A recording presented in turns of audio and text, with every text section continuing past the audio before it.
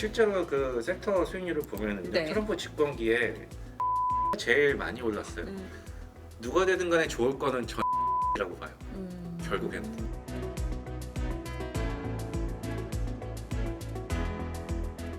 빅터뷰 시간 출발해 보겠습니다. 오늘은 메리츠증권의 임성우 부장과 함께합니다. 부장님 어서 오세요. 안녕하세요. 네. 와, 하반기 힘드네요. 저뿐만 아니라 모든 시장 참여자분들이 굉장히 힘든 시간을 보낼 수도 있다라는 생각이 듭니다. AI 패러다임 하에 주도 섹터들의 조정이 나타나고 있고 그것을 대체해줄 무언가가 없는 상황에서 빅테크 종목들의 변동이 커지니까 시장 분위기가 국내도 같이 좀 안 좋아지고 있는 것 같습니다. 어떻게 바라봐야 될지 일단 시장 꺾였다라고 보십니까? 어떻습니까? 저는 꺾인 건 아니라고 봅니다. 예. 그러니까 지금 시장이 굉장히 가파르게 하락하고 있는데 이 하락의 본질이 뭔가를 우리가 더듬어 봐야 돼요. 네. 이 하락이 시작됐던 초기가 뭐였냐면요, 미국의 헤지 펀드 언와인딩이었습니다. 이게 왜 촉발이 됐냐면 미국 CPI 6월 CPI가 둔화로 나왔죠. 7월 초에. 그러면서 9월에 금리 인하가 거의 시장에서는 기정사실화로 확률이 굉장히 올라가기 네. 시작했고요. 그때부터 촉발이 된 게 지금까지 한 2년여 동안 미국의 수많은 헤지 펀드들이 누적된 포지션이 뭐였냐면 빅테크 롱 그리고 중소형주 숏이었어요. 이게 거의 역사상 최대 규모의 롱, 최대 규모의 숏으로 계속 누적돼 왔었고 거기서 수익이 굉장히 많이 났죠. 네. 근데 이게 금리 인하 왜 중소형주 숏을 했냐? 금리가 높으면은 빅테크 현금이 많은 빅테크보다 현금이 없고 좀 수익화도 좀 어려운 이 소규모의 중소기업들이 더 어려운 거지 않습니까? 그래서 중소형주가 숏이 많이 있었던 거고 실제로 중소기업들 매출이나 이런 거 되게 어려움을 많이 겪고 있었고요. 사실은 실제로. 그런데 금리 인하가 되면은 이제는 중소기업들 상황이 나아지겠네, 괜찮아지겠네. 이렇게 센티가 이제 반대로 작용을 하죠. 그러면서 이 포지션에 언와인딩이 발생을 하기 시작한 겁니다. 그래서 거기서부터 러셀이 급등하기 시작했죠. 7월 한 중순부터요. 그리고 나스닥에 매물이 많이 나오기 시작했습니다. 사실 그게 시작이었어요. 그런데 여기서 트럼프가 총을 맞았죠. 네. 갑자기 트럼프의 당선 확률이 급등을 했습니다. 그래서 트럼프가 그와 동시에 그 며칠 전에 인터뷰를 했었는데 TSMC를 입에 올렸어요. TSMC가 우리 반도체를 다 뺏어갔다. 대만의 방위비 내라는 얘기를 하면서 TSMC를 이제 거론을 했단 말이죠. 네. 그러면서 안 그래도 이 헤지 펀드가 빅테크를 매도하기 시작했는데 트럼프가 TSMC 이 AI 산업의 가장 핵심적인 기업이라고 할 수 있는 TSMC에 대해서 부정적인 말을 꺼냈습니다. 그래서 네. 우리가 과거에 트럼프 1기 때 그 트라우마가 살아난 거죠. 이 트럼프의 어떤 그 말에 의해서 굉장히 이 시장이 크게 출렁였었던 그 아픈 기억이 되살아나면서 이제 IT에 대한 매도세가 추가로 확대가 된 거죠. 네. 여기에서 그러니까 그 언와인딩에다가 트럼프 트레이딩이라고 부르는 이것까지 확대가 되면서 이런 와중에 최근에 그러면은 이제 실적이 잘 나와야 되는데 테슬라가 실적이 또 안 나오면서 12% 급락을 했고요. 그 다음에 이 AI 산업의 어떤 그 리더 중에 하나인 구글이 이제 실적이 실망이라고 이제 사람들이 표현을 합니다. 근데 제 개인적으로는요, 사실은 실적은 실망은 아니었습니다. 근데 일단은 그건 뒤에 말씀드리고요. 네. 그래서 이 실적도 별로야. 그러면은 또 다시 매도가 또 얹어진 거고요. 여기서 또 다시 그러면은 이제 시스템 매매 펀드들이 이제 가동을 하기 시작합니다. CTA라고 부르는 펀드가 많이 있거든요. 미국 네. 시장에는 이제 선물과 그러니까 파생 상품과 연계해서 이 시스템 매매 다양한 전략을 갖고서 이제 알고리즘 매매를 하는 펀드들을 일컬어서 그렇게 표현을 하는데요. 특히 추세 추종 전략이 많은 비중을 차지합니다. 그러니까 나스닥이 이제 급락을 이제 그 매물이 촉발되면서 급락을 하고 있으니 여기에서 이제 시스템 매매가 발동을 한 거죠. 그래서 기술적인 매도가 또 여기서 또 얹어진 겁니다. 그래서 이게 기술적으로 봤을 때는 사실 다음 주 정도까지도 이 CTA의 매도가 계속 나올 수가 있어요. 그래서 당분간은 이 나스닥 빅테크에 대해서 조금은 좀 더 매물이 나올 거를 조금 견디셔야 될 수도 있습니다. 근데 이제 그게 이제 시장 하락의 본질이고요. 네.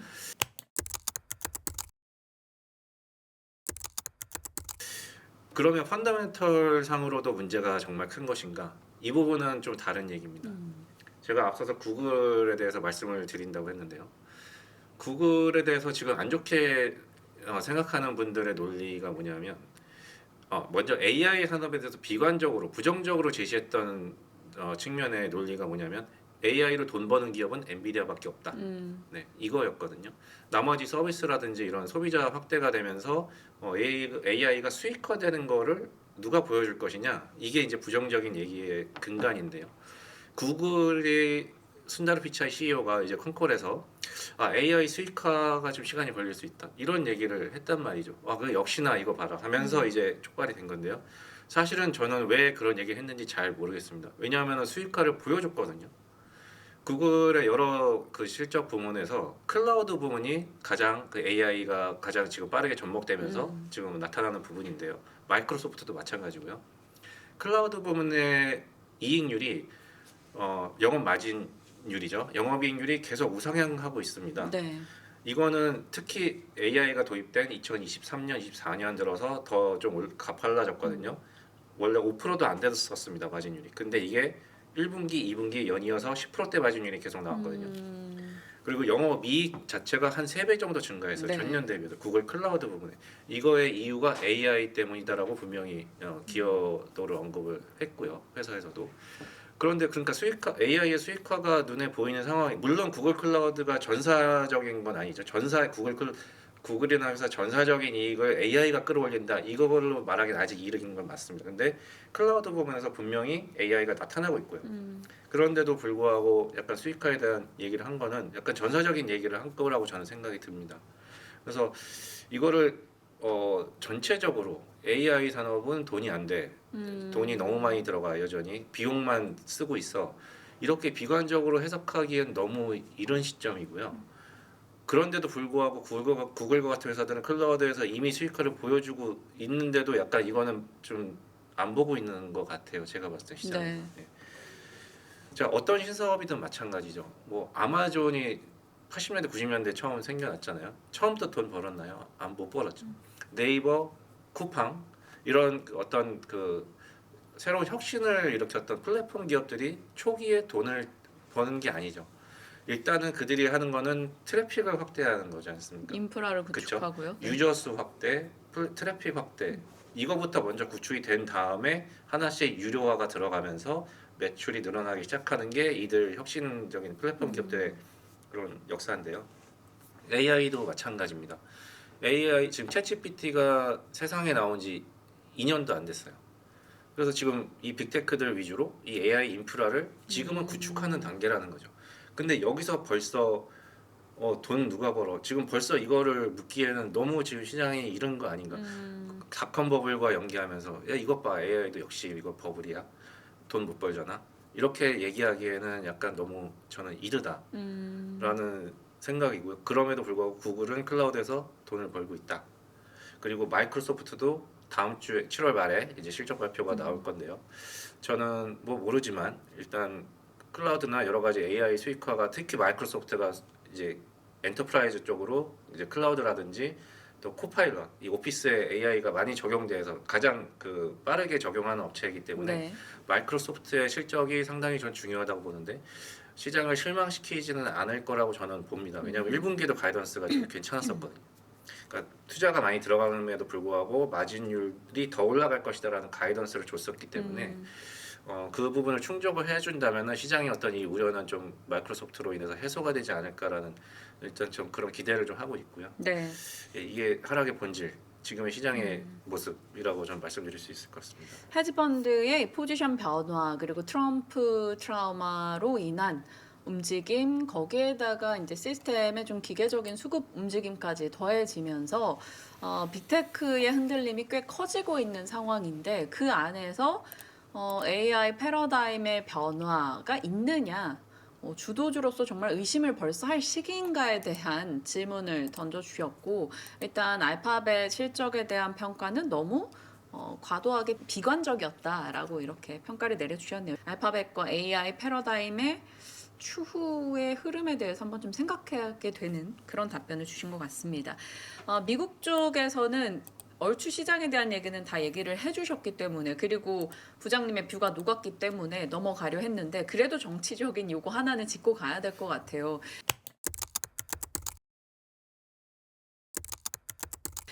트럼프 당선 가능성, 지금 해리스가 등장하면서 이제 그쪽으로 분위기가 조금 직결되고 있어서 이제는 해볼만 하다라는 시각도 있습니다. 물론 베팅 사이트 기준은 트럼프가 높고 여론조사 지지율 기준으로는 좀 오차 범위 내에서 등락을 거듭하고 있거든요. 어느 쪽으로 무게 두세요? 일각에서는 뭐 누가 되든 간에 장기적 관점에서 5년, 10년 되고 돌아보면 이건 너무 타이니한 이슈야 라고도 얘기하시더라고요. 어떤 시각이십니까? 뭐 선거 결과가 어떻게 될지 예측하는 건 정말 베팅의 영역인 거고요. 지금 뭐 누가 될 거다라는 거는 뭐 저도 잘 모르겠습니다. 근데 분명한 거는 해리스의 기세가 굉장히 세죠. 지금 민주당의 결집이 굉장히 강하게 들어오고 있는 상황인 것 같고요. 그래서 트럼프가 당연히 되라고 생각했던 게 까봐야 알겠네라고 일단은 좀 변한 것 같긴 합니다. 그러면은 우리가 대비해야 될 거는 그럼 이 사람 누가 되건 간에 그러면 우리는 어떻게 누가 되든 간에 좋을 거, 누가 되든 간에 안 좋을 거, 혹은 누가 됐으면 좋을 거 안 좋을 거 이걸 좀 우리가 미리 대비를 해놔야 되는데 누가 되든 간에 좋을 게가 제일 궁금해요. 네 누가 되든 간에 좋을 거는 저는 IT라고 봐요. 결국엔 다시 왜냐면은요 그 해리스가 등판하기 전으로 돌아가 보죠. 네. 트럼프가 TSMC를 언급하고 그래서 빅테크가 매도가 많이 나왔는데요. 사실은 트럼프의 공약이 이미 다 공개가 돼 있어요. 자기가 대통령이 되면 어떻게 하겠다. 트럼프는요 바이든 정부보다 오히려 AI 산업에 더 적극적입니다. 맨해튼 프로젝트라는 걸 다시 하겠다라고 언급까지 했어요. 네. 맨해튼 프로젝트 뭔지 아시죠? 네. 그 핵무기를 개발했던 비밀리에 대규모 정부에서 대규모 자금이 들어가야 되는 프로젝트거든요. 그리고 바이든이 지금 AI 이런 실리콘밸리의 굉장히 우호적인 정부가 바이든 정부이긴 하지만 그래도 AI 산업의 어떤 리스크 이 부분에 대해서 규제도 또 만들었던 게 바이든 정부거든요. 네. 근데 트럼프는 오히려 이런 규제 정책도 내가 다 없앨 거야 이렇게 얘기를 했단 말이죠. 그러니까 사실 이 실리콘밸리나 AI 산업 미국의 빅테크 입장에서 봤을 때는 트럼프가 되는 게 리스크가 아니에요. 오히려 더 좋으면 좋았지. 근데 왜 트럼프는 TSMC를 거론하면서 왜 빅테크 매도를 불러왔을까 생각을 해보면 그냥 한 말인 것 같아요 제가 봤을 때. 그러니까 대만에 대한 방위 그러니까 지금 트럼프는 바이든이 한 거는 뭐든지 일단 까고 봐야 됩니다. 바이든은 칩스 액트라는 정책을 도입하면서 미국에 투자하는 테크 기업에게 굉장히 큰 보조금을 네. 주고 있죠. 그래서 TSMC도 굉장히 많은 보조금을 받았고 삼성전자도 보조금을 굉장히 많이 받게 예정돼 있죠. 그 부분에 대해서 왜 이렇게 낭비하는 거야? 보조금 너무 많이 퍼주는 거 아니야? 트럼프는 일단 까고 보는 거예요. 근데 우리가 기억을 되살려 보면은 미국으로의 온셔링, 미국의 제조 부흥 이거를 먼저 주장한 건 트럼프였어요. TSMC의 애리조나 프로젝트가 결정된 게 2019년이었거든요. 트럼프 집권기입니다. 네, 근데도 불구하고 지금 트럼프는 자기가 했던 정책을 다시 뒤집는 말을 반대의 말을 하는 거거든요. TSMC가 다 돈 뺏어. 그러니까 이게 사실은 앞뒤가 안 맞는 얘기를 하는 건데 트럼프 입장에서는 그냥 바이든이 한 건 까고 봐야 되는 이러고 얘기한 거예요. 그러니까 TSMC가 만약에 배제되거나 TSMC를 막는다거나 만약에 이러면은요, 그 미국의 빅테크는 그냥 그 순간 올스탑입니다. 트럼프가 그걸 모를 리가 없거든요. TSMC를 건드릴 수가 없는 거를 자기도 잘 알지만 일단은 정치적인 얘기를 한 거라고 저는 생각이 들고요. 그래서 그 부분에 대해서 시장이 트럼프에 대한 트라우마 때문에 매도가 많이 나왔지만 이거를 우리가 정말 TSMC 어떻게 되는 거 아니야? 그렇게 생각할 것까지는 없습니다. 왜냐면 네. 트럼프 자체가 이거에 대한 취지를 공감하는 사람이기 때문에 미국의 투자에 공감하는 사람이기 때문에 그거를 그렇게 생각하실 필요 없고요.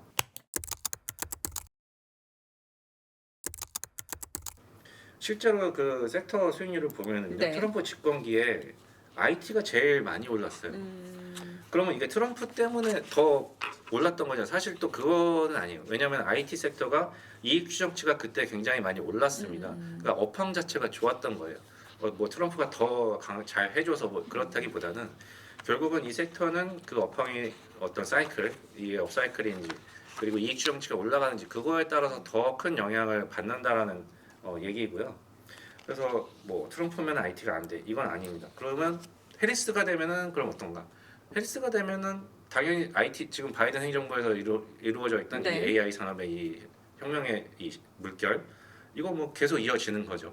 그리고 친환경이라든지 이런 IRA 이게 또 계속 또 유지가 되는 거고요. 신재생이라든지 이런 새로운 산업에 대한 그 이런 것들이 또 계속 유지가 되는 측면에서 또 나쁘게 볼 게 없습니다. 그래서 저는 대통령이 누가 됐든 간에 결국에는 IT는 지금의 여러 노이즈에도 불구하고 이 AI 산업을 기반으로 한 IT 산업은 계속 긍정적으로 볼 수 있다. 저는 그렇게 보고 있습니다. 네. 상반기 그러니까 작년 연말부터 해서 올해 상반기까지 AI 패러다임 하에 반도체 밸류체인도 그렇고 전반적으로 주도 섹터를 명확히 해줬었는데 이쪽이 흔들리면서 하반기에 투자자들의 심리가 많이 위축돼 있는 건 사실입니다. 그렇기 때문에 오늘 반도체 섹터 혹은 IT를 둘러싼 이야기에 좀 더 집중을 해 나가고 있고요. 그러면 지금의 이제 말씀 주신 스토리를 기반해서 봤을 때는 결국에는 이로 인한 주가 변동은 매수 기회 이렇게 봐야 될까요? 반도체에 대해서? 네, 저는 매수 기회 결국에는 매수 기회라고 보는데요. 네.